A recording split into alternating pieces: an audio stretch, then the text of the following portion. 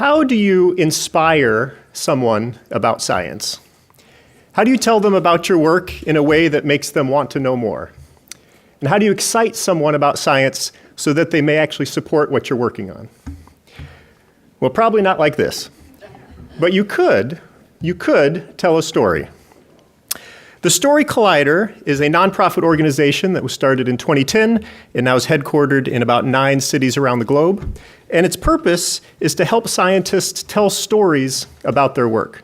They have a weekly podcast, they have touring performances, and they also hold workshops to help train scientists how to tell stories.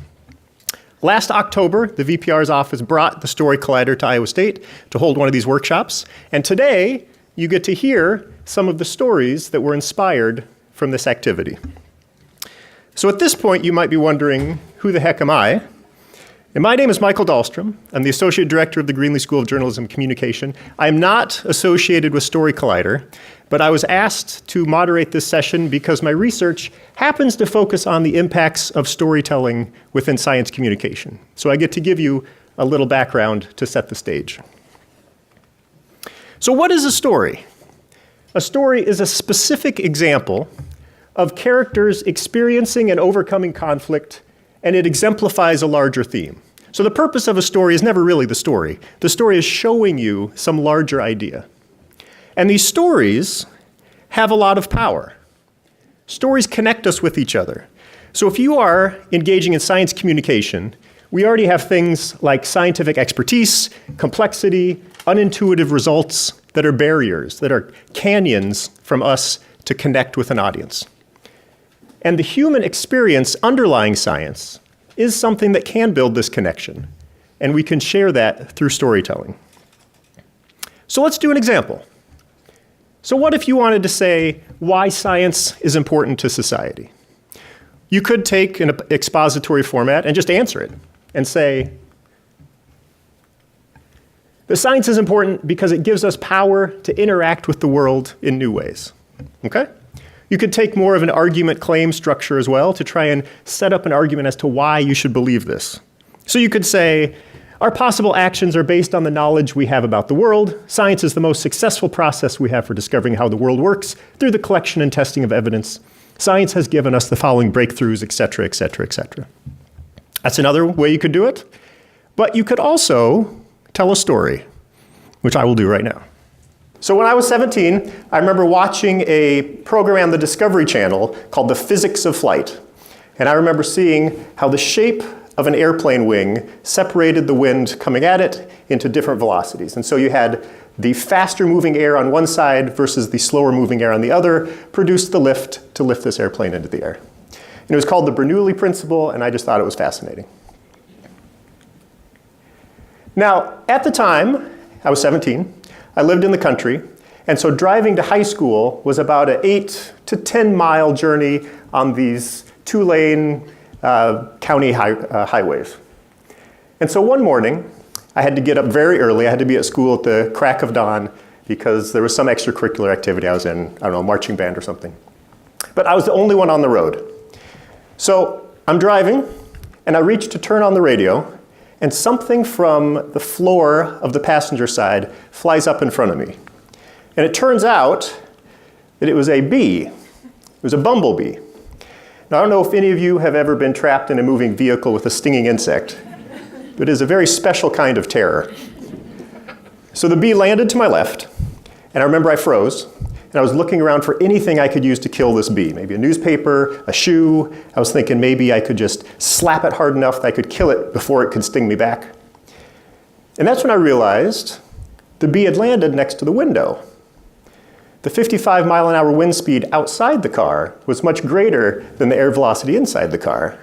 So I could use Bernoulli's principle to suck that bee out of the car. I could destroy this threat with science. So I cracked the passenger window just a bit to make a vent, and then the driver's side window I put all the way down. And I looked at the bee, and immediately the suction came through. It started sucking air out of the car, and that bee just dug its hairy little legs into the upholstery and just stood there. And so I thought, okay, I need to increase the velocity of the outside air, so I need to go faster. So I stepped on the gas, and I'm watching the bee. And it starts shaking, and its wings start jerking toward the open window. But he just hunkers down, he gets closer and closer, and he's holding on. So I get a bit bigger grip on the wheel, and again, look at the bee, and I go faster. And now the air is roaring through the vehicle so loud I can't hear the radio, but I don't care, and I'm looking at the bee, and I swear he turned his little compound eyes to look at me, and I just squinted right back and said, "Science." And eventually the suction was too great, and the bee was ripped from the upholstery, threw out the window into the ditch. Vindicated, I smiled, and I turned my attention back to the road to realize in that battle I had made it back to town, and I was now driving 75 miles an hour in a 45 mile an hour zone on the wrong side of the median. So I slammed on the brakes. Luckily, it was early enough that there was no one else on the road, so I didn't put anyone else in danger. Unfortunately, the police officer sitting in the Walmart parking lot had a perfect view of me rocketing into town. The officer was not interested in the Bernoulli principle, but I did learn something that day. I learned that science was more than just knowledge, but it gives us the power to interact with the world in ways that we otherwise couldn't do it. And I realized also that I had to use that power in a more responsible way than I did when I was 17. So, boom, specific example, characters experiencing and overcoming conflict, and it exemplifies a larger theme. So the theme is, why is science important? It gives us the power to interact in the world in new ways.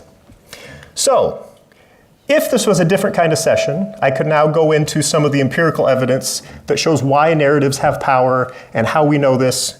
And if you care about it, there they are. But that's not what you're here for today. We have 6 of your ISU peer faculty, people who cross disciplines, who cross rank, who cross traditions, who are here to tell you a little bit about their stories. And so as we listen to them, I'd like you to think, what is the conflict that this person has overcome? What is the larger theme that this person is trying to tell us? And what does this story tell us about science that would be hard to tell in any other way?